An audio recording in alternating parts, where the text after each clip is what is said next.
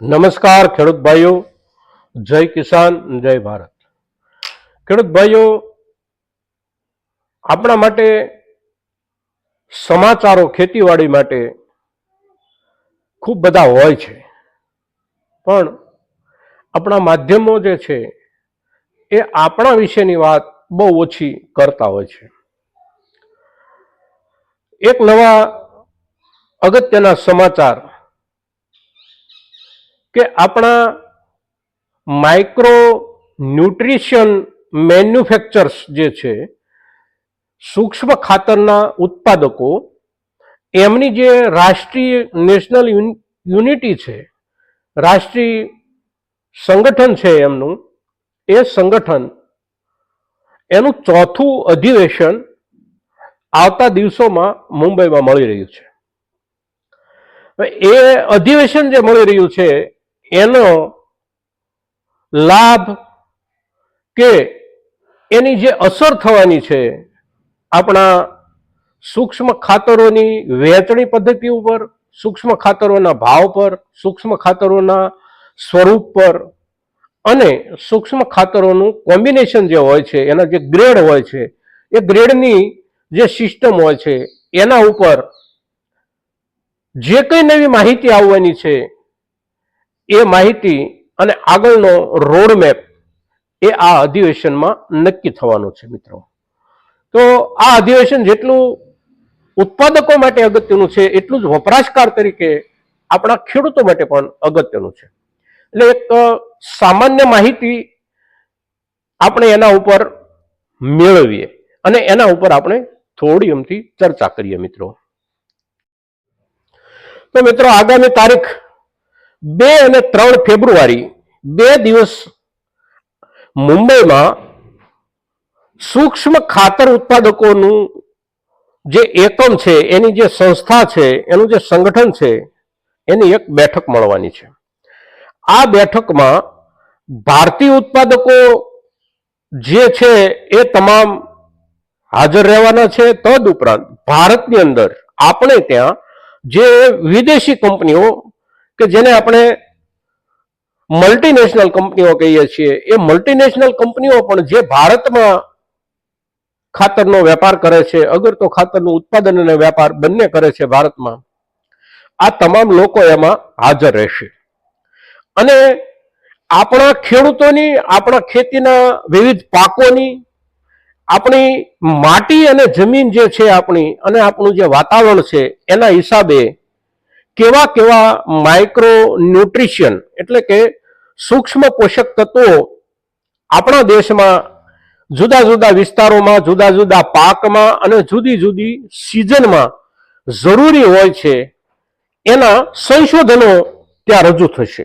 અને એ સંશોધનોના આધારે કયા વિસ્તારમાં, કયા પ્રદેશમાં, કઈ સિઝનમાં કયા માઇક્રો ન્યુટ્રિશન વધારે પહોંચાડવા, જેનાથી ખેડૂતો એનો મહત્તમ લાભ લઈ શકે અને એ લોકો પોતાનો વ્યવસાય સારી રીતે કરી શકે। આ બંને બાબતોને ધ્યાનમાં રાખી અને આગળના દિવસોમાં એ લોકોની એક માર્કેટ સ્ટ્રેટેજી એટલે કે બજાર વ્યૂહરચના નક્કી થશે અને એ બજાર વ્યૂહરચના જે નક્કી થશે એમાં ઘણી બધી બાબતો જોડાયેલી છે, જેમ કે સિઝનલ, ત્યારબાદ ગ્રેડ એટલે કે જેટલા સૂક્ષ્મ તત્વો આપણને માર્કેટમાં ઉપલબ્ધ છે એ મોટા ભાગે એક પેકેટમાં કોઈમાં 3, કોઈમાં 4, કોઈમાં 5 આ પ્રમાણે ટકાવારીના ફેરફારથી માઇક્રો ન્યુટ્રિશન આપણને ઉપલબ્ધ થતા હોય છે। હવે એની અંદર કેવા ફેરફારો થશે, અગર તો થયેલા ફેરફારો હવે કેવા રૂપમાં બજારમાં આવશે અને આપણને કેવા રૂપમાં મળશે, કઈ ઋતુમાં, કયા વિસ્તારમાં કયો પાક વધારે થાય છે અને વાવેતર ખેડૂતો કયા પાકનું વધારે કરે છે, એમની પાસે બહુ સરસ મજાના આંકડા હોય છે મિત્રો આ કંપનીઓ પાસે, અને એ કંપનીઓ પોતપોતાના આંકડાઓ અને એના ડેટાના આધારે પોતાની આગળની જે માર્કેટ વ્યવસ્થા છે એને ગોઠવતા હોય છે। આપણે એનું માર્કેટ છીએ, ખેડૂતો એ એનું બજાર છે અને એને પોતાનો માલ આપણા સુધી પહોંચાડવાનો છે, એટલે કે બજાર સુધી પહોંચાડવાનો છે। એમણે એમાંથી નફો કમાવાનો છે, પણ હંમેશા વેપારી વર્ગ જે સમાજમાં હોય છે એનો એક ગણિત બહુ સરસ મજાનું અને પાકું હોય છે. જેને કાયમ વેપાર કરવો છે, કાયમ માર્કેટમાં ટકી રહેવું છે, એ લોકો બે વસ્તુનું ખાસ ધ્યાન રાખે છે. એક ગુણવત્તાનું ધ્યાન રાખે છે અને એક સમયસર સુવિધાનું ધ્યાન રાખે છે. ગુણવત્તા અને સમયસરતા આ બે વસ્તુ વેપારમાં સૌથી અગત્યની હોય છે. અને એટલા માટે જે લોકો જે સારી બ્રાન્ડથી કામ કરે છે અને કાયમ માટે માર્કેટમાં ટકી રહેવા માંગે છે, એવા જે માઇક્રો ન્યુટ્રિશનના ઉત્પાદકો છે, એમની જે નવી સ્ટ્રેટેજી આવશે, એમની જે નવી બજાર વ્યવસ્થા આવશે, એ આપણા માટે પણ ક્યાંક ને ક્યાંક સારી રીતે અસર કરતા હશે. અને એટલા માટે આ જે બેઠક છે, આ જે અધિવેશન છે, એ અધિવેશન આપણા પાક, આપણી ઋતુઓ અને આપણી જરૂરિયાતોને ધ્યાનમાં લઈ અને આપણા માટે ખૂબ બધી નવી માહિતીઓ લઈને આવશે.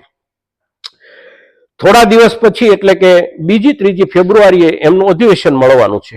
અધિવેશન જે મળે છે એને કેટલીક ચેનલો કદાચ કવરેજ પણ આપશે. તો આ દિવસો દરમિયાન આપણી પાસે અનુકૂળતા હોય અને થોડો ઘણો સમય હોય તો આ કવરેજને આપણે જોવાનું છે. આપણે આપણા ઘરે ટેલિવિઝન જોતા હોઈએ છીએ, અગર તો આપણા મોબાઈલમાં પણ અત્યારે આ બધી સારી સગવડ થઈ છે. તો જે લોકોને થોડો ઘણો રસ પડતો હોય એમણે આ અધિવેશનની કાર્યવાહીને થોડો સ્પર્શ કરવાનો પ્રયાસ કરવાની જરૂર છે. આ અધિવેશન મળી ગયા પછી એ લોકો કેવા નિર્ણયો કરે છે અને એ નિર્ણયોની અસર આપણા સુધી કેવી થશે એના વિશે પણ આપણે ત્યાર પછીના દિવસોમાં જ્યારે આપણને માહિતી મળશે ત્યારે આપણે એના પર ચર્ચા કરશું. પણ આજે આપણે જે વાત કરી છે એ આગામી દિવસોમાં મળનારી એમની બેઠક ઉપર વાત કરી છે. અને આ બેઠક ઉપર આપણે જે વાત કરી છે એ વાત આપણને બધાને બહુ સારી રીતે લાગુ પડે છે. આપણા વ્યવસાયને બહુ નજીકથી આ માહિતી સ્પર્શ કરે છે. એટલે આ માહિતી આપણા મહત્તમ ખેડૂતો સુધી પહોંચે અને આ અધિવેશનમાં શું નિર્ણય લેવાય છે અને એ નિર્ણયના આધારે આપણને કેવી અસર થવાની છે એના ઉપર પણ આપણે થોડી નજર રાખીએ. એટલા માટે આપણા મહત્તમ ખેડૂતો સુધી આ માહિતી પહોંચે એવા આપણે સૌ પ્રયાસો કરશું. ભારત માતા કી જય. જય કિસાન, જય ભારત.